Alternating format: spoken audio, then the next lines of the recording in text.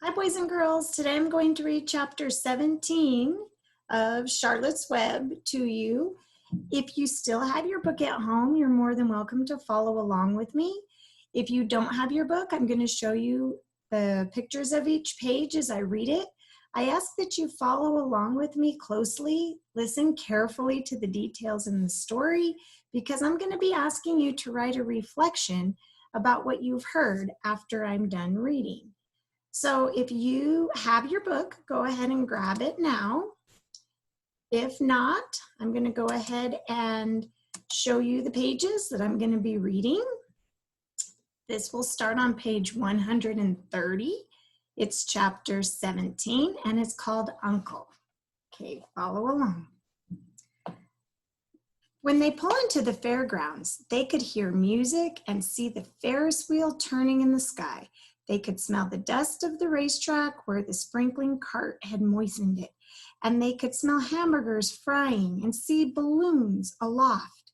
They could hear sheep blatting in their pens. An enormous voice over the loudspeakers said, "Attention, please. Will the owner of a Pontiac car, license number H2439, please move your car away from the fireworks shed?" "Can I have some money?" asked Fern. "Can I too?" asked Avery. "I'm going to win a doll by spinning a wheel, and it will stop at the right number," said Fern. "I'm going to steer a jet plane and make it bump into another one." "Can I have a balloon?" asked Fern. "Can I have a frozen custard and a cheeseburger and some raspberry soda pop?" asked Avery.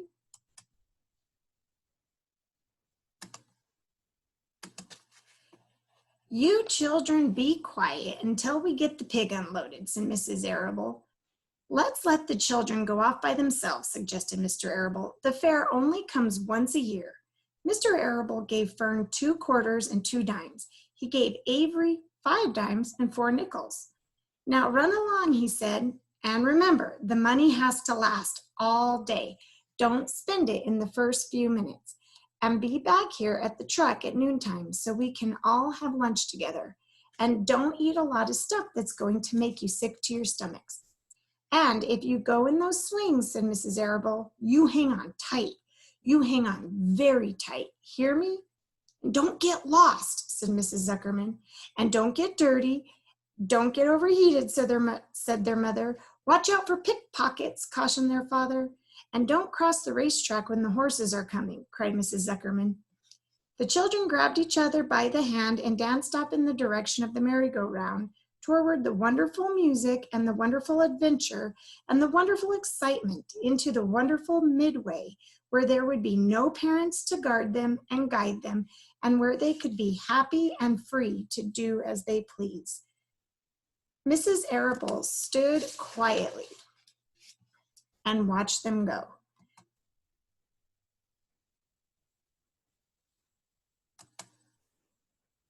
Let's see if I can show you the next page number.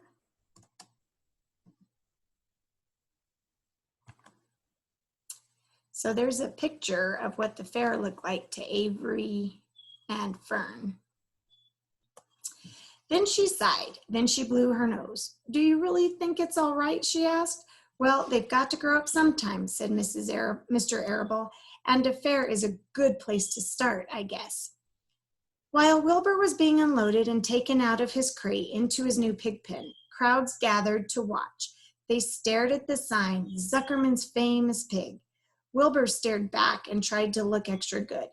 He was pleased with his new home. The pen was grassy and it was shaded from the sun by a shed roof.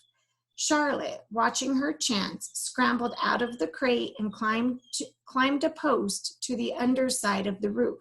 Nobody noticed her. Templeton, not wishing to come out in broad daylight, stayed quietly under the straw at the bottom of the crate. Mr. Zuckerman poured some milk into Wilbur's trough, pitched clean straw into his pen, and then he and Mrs. Zuckerman and the Arables walked away toward the cattle barn to look at the purebred cows and to see the sights. Mr. Zuckerman particularly wanted to look at tractors. Mrs. Zuckerman wanted to see a deep freeze.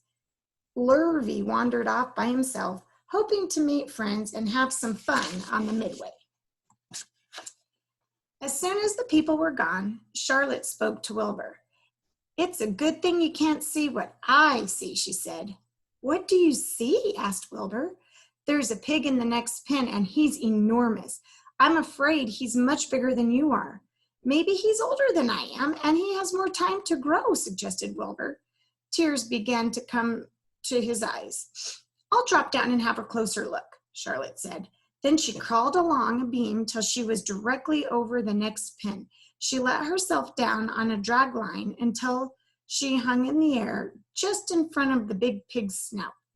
"May I have your name?" she asked politely. The pig stared at her. "No name," he said in a big, hearty voice. "Just call me Uncle." "Very well, Uncle," replied Charlotte. "What is the date of your birth? Are you a spring pig?" "Sure, I'm a spring pig," replied Uncle. "What did you think I was, a spring chicken? Ha ha, that's a good one, eh, sister?" "Mildly funny," said Charlotte. "I've heard funnier ones, though. Glad to have met you, and now I must be going." She ascended slowly and returned to Wilbur's pen. "He claims he's a spring pig," repeated Charlotte. "And perhaps he is. One thing is certain, he has a most unattractive personality. He is too familiar, too noisy, and he cracks weak jokes. Also, he's not anywhere near as clean as you are, nor as pleasant. I took quite a dislike to him in our brief interview. He's going to be a big pig to beat, though, Wilbur, on account of his size and weight. But with me helping you, it can be done." "When are you going to spin a web?" asked Wilbur. "This afternoon, late, if I'm not too tired," said Charlotte. "The least things tire me these days. I don't seem to have the energy I once had. My age, I guess." Wilbur looked at his friend. She looked rather swollen, and she seemed listless. "I'm awfully sorry to hear that you're feeling poorly, Charlotte," he said. "Perhaps if you spin a web and catch a couple of flies, you'll feel better." "Perhaps," she said wearily, "but I feel like the end of a long day." Clinging upside down to the ceiling, she settled down for a nap, leaving Wilbur very much worried. All morning, people wandered past Wilbur's pen. Dozens and dozens of strangers stopped to stare at him and to admire his silky white coat, his curly tail, his kind and radiant expression. Then they would move on to the next pen where the bigger pig lay.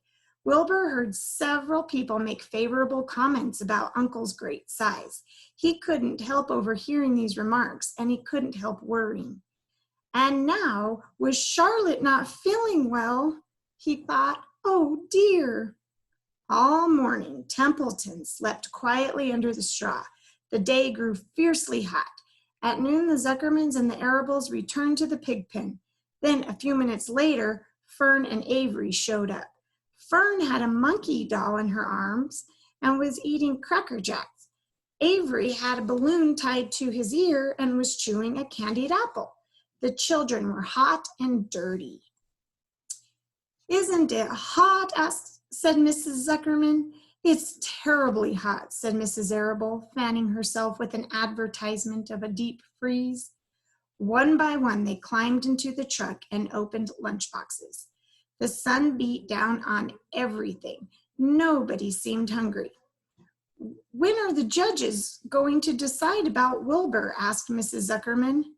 "Not till tomorrow," said Mr. Zuckerman. Lurvy appeared carrying the Indian blanket that he had won. "That's just what we need," said Avery, "a blanket."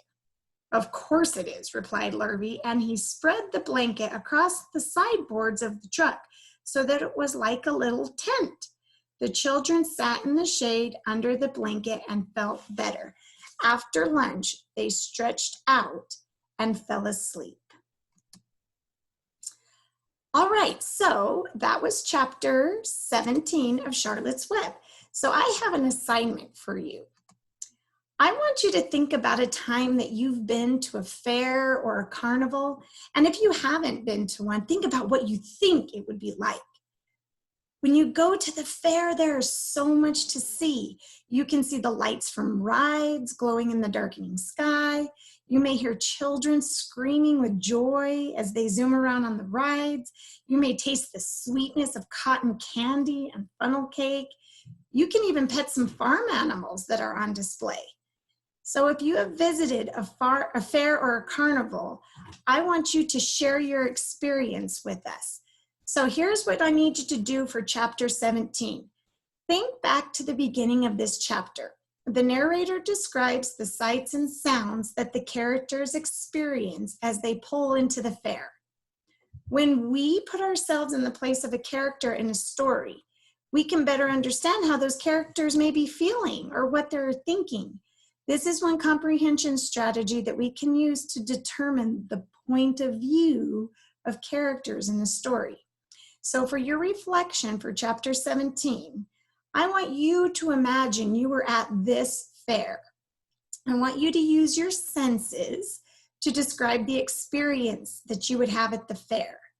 So in your red reading notebook, I want you to write down the smells you would smell, noises that you would hear, tastes that you would taste, things that you would see, things that you would feel. Those are your senses, your sense of sight, smell, taste, hearing, and touch. I want you to use those senses to describe your experience at this fair. You're pretending you are with Wilbur and you are at the fair. I want you to be as descriptive as you can. And then I'm going to have you share what you wrote in your notebook during our next Zoom meeting this week. All right, I hope you enjoyed chapter 17. When you're finished with your reflection, let's listen to chapter 18. And I hope everybody's doing well and hanging in there. And I will talk to you guys soon. Bye-bye.